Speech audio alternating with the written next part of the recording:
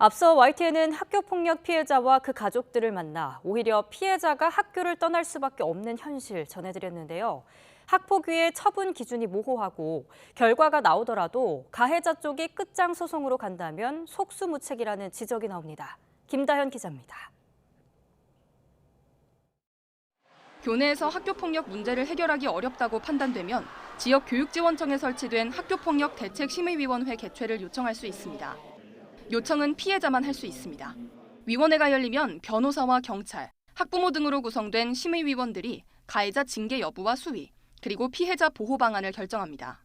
심의위원들은 심각성, 지속성 등 5가지 기준에 따라 각각 0에서 4점을 부과하는데 이 점수를 모두 합해 가해 학생에게 서면 사과와 학급 분리, 강제 전학, 퇴학 등 9가지 종류의 처분을 내릴 수 있습니다.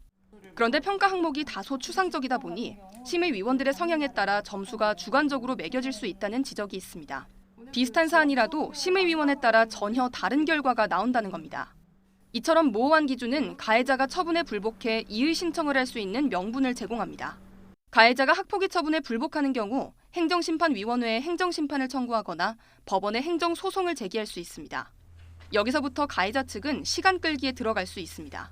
소송의 경우 반년에서 1년 정도 걸리는데 이 사이 피해자 보호는 사각지대에 놓입니다.